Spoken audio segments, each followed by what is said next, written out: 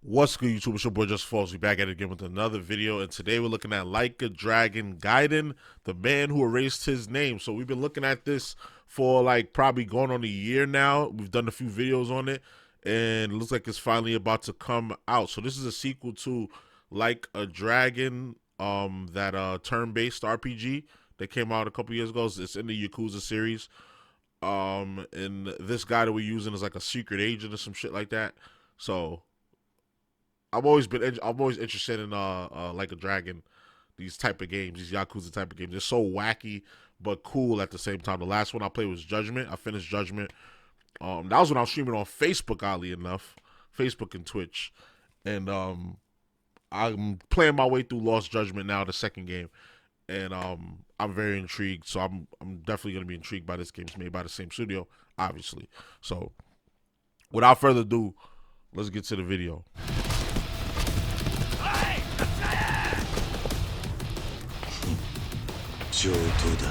They started up already. Packed with enough gadgets to cover a belt for Batman's trousers, Like a Dragon Gaiden, the man who erased his name, returns to the classic. Come on, Academy. At least this is the game, though.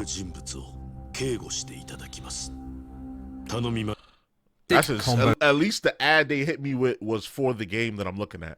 Based street fighting that featured in earlier Yakuza games, but enhances it with a fresh technological twist. This time, the sharp side of the katana blades aren't the only things that are on the cutting edge. As returning hero Kazuma Kiryu can employ a suite of state-of-the-art tools, as though he's bypassed the weapons locker in favor of a trip to the Apple Store. However, outside of the revitalized combat, almost everything in Gaiden's toy box feels like a hand-me-down from an older sibling in the series, meaning once the fighting stops, it quickly starts to feel a bit too familiar. So that's what I was thinking, because I know people that are a fan of these Yakuza games are like super hardcore fans. I wouldn't put myself in that boat because I haven't like really dug into it, because these games are long as fuck. I played Lost Judgment. That shit took me like over 30 hours to beat that shit. The cutscenes are super long. The gameplay segments to get to the end, from mission start to mission end, are long as fuck. Hella side missions that's always gonna keep getting in your way. Other little side activities, and I don't know if I got ADHD, but I feel like my attention span is short as fuck. I'll be running around looking everywhere for everything. So yeah, it's hard to like get through a series of those games if you haven't been playing them as you grew up. Like, it's hard to get through those games, especially when you're not like full-time. Like, if I was a streamer full-time, content creator full-time, the first thing I would do, like when I become full-time, is I'm streaming all the Yakuza games. I will do that shit like a 9-to-5 job. I will stream 9 to 5 every day until I get through all of those games. Like, deadass.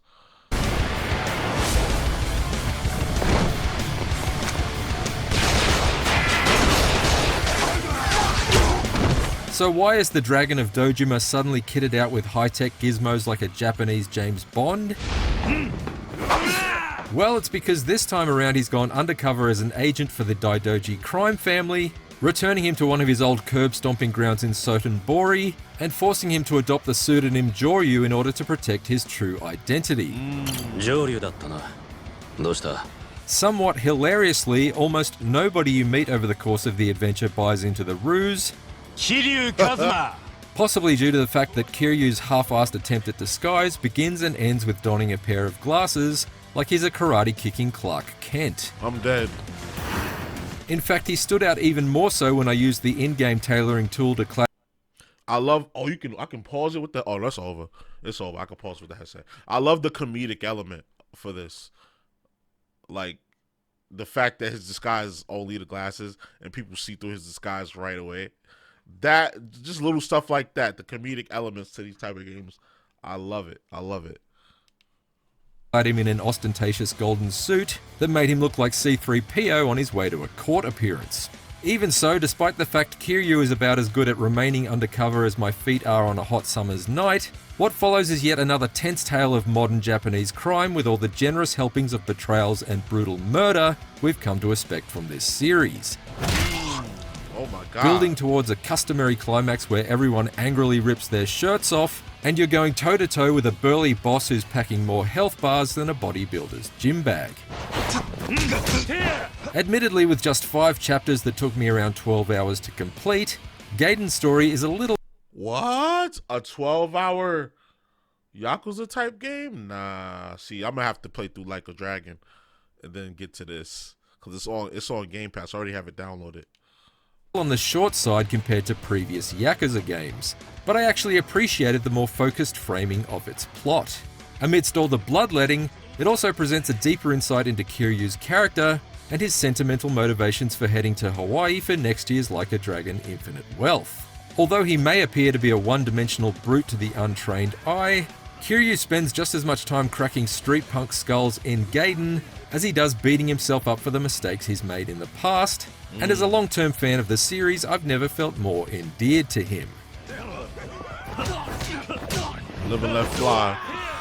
Like a Dragon's poster boy pugilist has long been a master of various forms of mixed martial arts, but in Gaiden his repertoire has been augmented by an ingenious arsenal of tech toys that grows across Gaiden's first half. Kiryu's new agent fighting stance allows him to pull tricks like calling in a horde of drones to distract enemies, so that they're too busy swatting away the buzzing nuisances to notice the flurry of his incoming fists, or lassoing multiple foes with glowing webs fired from his wrist and whipping them off their feet like he's a street-fighting Spider-Man. The latter can also be used to quickly retrieve weapons and items from the ground during a fight, although I found the button prompt to do so only appeared intermittently, so I couldn't really rely on it in the heat of battle. These gizmos don't really do enough damage on their own to the point that they can be abused, but rather they accentuate Kiryu's more traditional punches and kicks, and bring some welcome spectacle and strategic flexibility to each scrap. That looks fun. For example, I made a habit of kicking off each battle by calmly flicking one of Kiryu's explosive cigarettes towards a cluster of oncoming attackers, with the subsequent blast spreading the goons across the battle arena and better isolating them to be picked off one by one. Anytime I came up against the pesky pistol-toting gangsters that would take potshots at me from the far perimeter of each fight, I'd use Kiryu's rocket-propelled loafers to swiftly skate through the crowd and close the gap to take them out before they could chamber another round. Agent provides a fast, flashy, and consistently fun form of spy Kwon-Do, but it's not the only stance at Kiryu's disposal. He can also switch to the more traditional Yakuza fighting style, which delivers many of the greatest hits, kicks, and traffic cone to the face smashes selected from Kiryu's extensive back catalogue of beatdowns. Although it's considerably more old-fashioned than the bleeding-edge battles of Agent. Wait a minute, this is not the sequel to what you call it. Infinite Wealth is going to be the sequel to Like a Dragon, so I think I can play this game. Like, without consequence. Hold on. Code names, gripping action, man, developed by...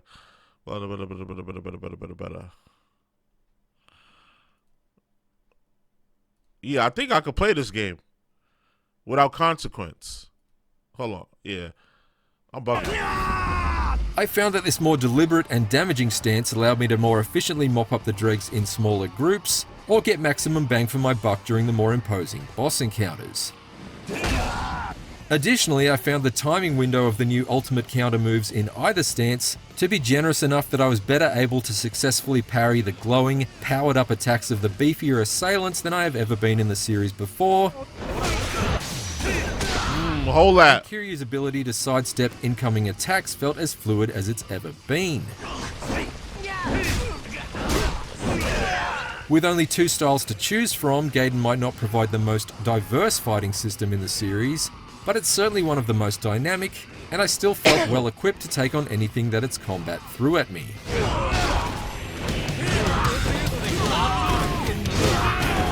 Outside of Kiryu's spectacular technology-enhanced combat takedowns though, Gaiden doesn't really feature much in the way of spy-centric gameplay.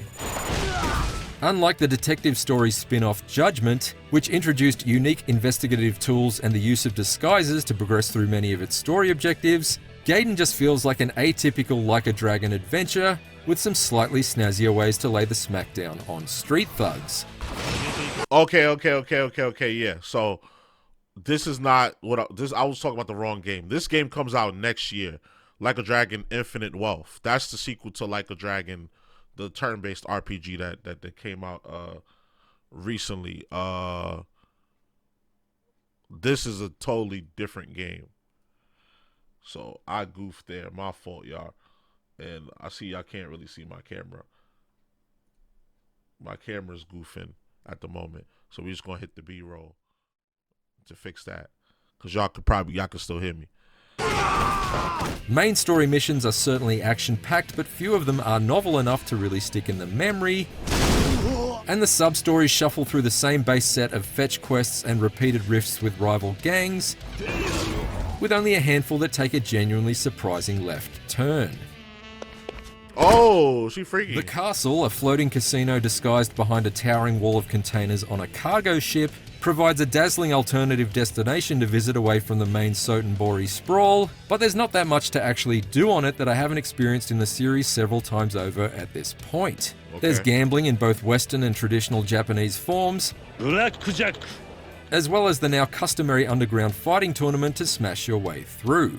But although the heavily populated Hell Team Rumble brawls held in the castle's Colosseum provided a few enjoyably chaotic clashes, my reward for working my way through them up to Platinum Fighter status was just gaining access to high-stakes versions of the same casino minigames I was already ignoring.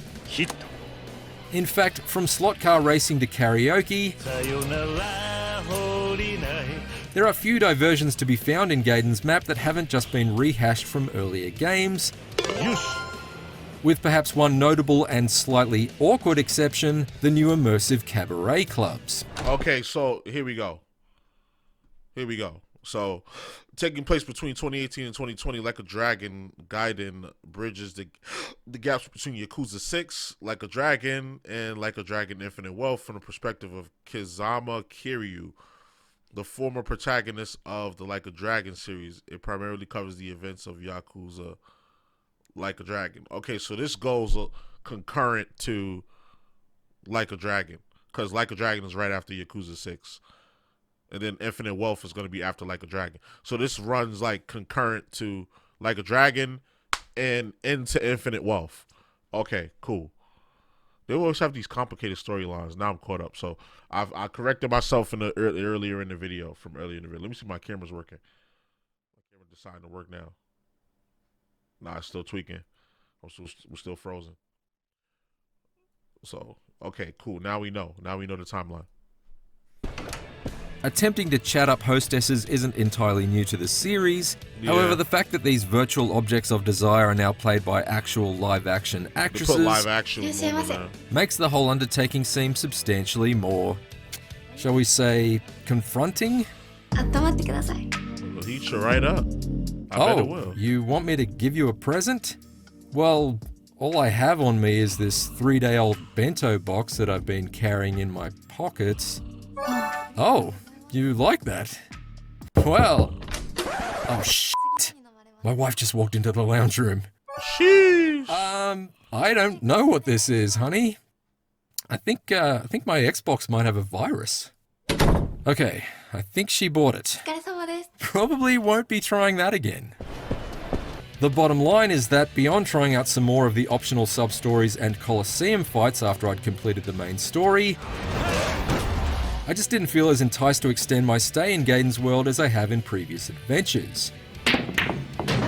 Kiryu might be living a double life, but the rest of us only live once, and I ultimately didn't feel like it was a good use of my time to retread so much of the same turf.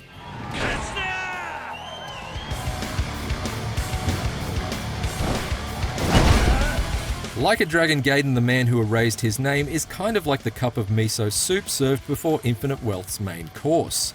It delivers an enjoyably familiar flavour that stimulates the appetite, but it doesn't really make for a substantial meal in its own right. It effectively feels like an appropriate lead into next year's game in ways both good and bad. On the one hand, it gives a satisfying bit of backstory to account for Kiryu's presence in Hawaii, But on the other, its uninspired sub-stories and rehashed side activities are proof positive that the series is crying out for the sea change that Infinite Wealth looks to provide. That said, Gaiden's gadget-heavy combat definitely kept me consistently entertained over the course of its compact crime story, so although I was less inclined to search for distractions outside of the destruction, I still enjoyed this latest dose of Kazuma Kiryu carnage while it lasted. For more IGN reviews, check out our verdicts on RoboCop Rogue City and the Talos Principle 2. And for everything else, stick with IGN. また来てくださいね。 I figured it would get a 7 out of 10. Okay, so he mentioned that he didn't like the fact that there wasn't much to do outside of the story, but for me, with these games, the story is enough. The story is more than enough. So if you enjoyed the combat and the story, that's more than enough to warrant a, he gave it a 7 out of 10. I think that's more than enough to warrant a 7 out of 10. The side stuff is, when you have 6, 8, 10, 12 different games based off of one IP, and it's all a cohesive story, is going to start getting repetitive after a while. That's why I appreciated them for doing Lost Judgment and Lost Judgment, because that was a refreshing take. And then like a Dragon, how they switched it to a turn-based RPG. Those are how you freshen up games like this. So this kind of went back to his roots, and I can understand why people that are long-running fans of the series might not enjoy it as much, but it's still pretty good. It's still pretty good. This game looks pretty good. I have it downloaded on Game Pass. I might just say fuck it and play it, because I haven't finished Yakuza 6, nor have I finished Like a Dragon, but I'm about to just say fuck it and just play it. Yeah, it looks good though. Looks fun. It's only 12. The 12-hour story mode, that kind of intrigued me a little bit. It'll probably be 15 for me, because I'll probably die a few times, and I'll probably end up doing side missions because my short attention span. But yeah, so let me know what y'all think though. Y'all fucking with this? What's the word? So y'all already know the vibes. Like, comment, subscribe, all that good stuff. It's your boy JusticeXFalls, and we out.